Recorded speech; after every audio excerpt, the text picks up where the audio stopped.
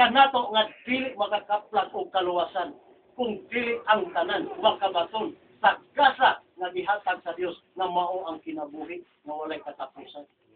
Paraiso ang ato ang padulngan. Dili kining yutan-on nga itong Pinoyanan kung dili paraiso ang giandang sa Dios.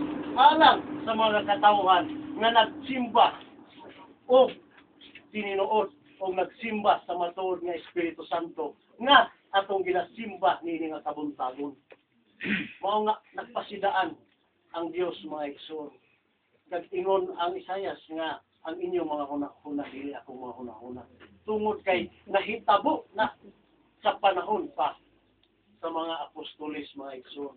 Nga adunay nagsimba pero wala ang ilang hunahuna diha sa ilang mga pagsimba. Nga naman, una mga igsoon, apostolis na ganito pero galupig pa sa atong Dios.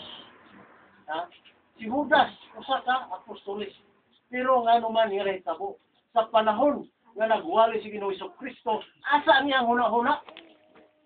Ang iyang hunahuna tuwa sa ginibusit siya og bulawan, kwarta.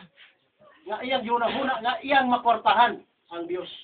Sa panahon nga iyang gitudlo ang Dios, nga mauni ang tinuod nga Dios nga nagwalis kamatuoran. Sa panahon nga iyang itudlo, siya makakwarta gikan sa usa ka hari.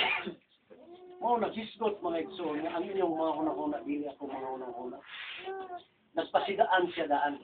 Kay aron nga kita nga mga nagsimba ato nang matudluan ang atong kaugalingon. Sa panahon sa pagsimba, usa lamang ang atong tumong.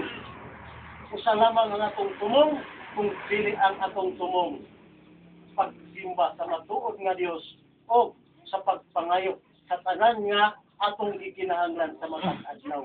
Walay makulang alang kanato mga igsoon sumala sa Salmo 23:1. Si Jehovah ang akong magbalantay. Walay makulang alang kanato.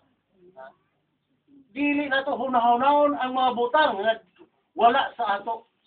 Nga dili kita ang atong pagsimba halayo atong hunahuna tungod kay natay mga butang nga wala sa atong panimalay. Pero magpasidaan mga igsoon ang Salmo nga walay makulang alang kanato. Pag uli nato sa ato, ang atong gikinahanglan, aduna na'y katubagan. Ihatag kana sa Dios.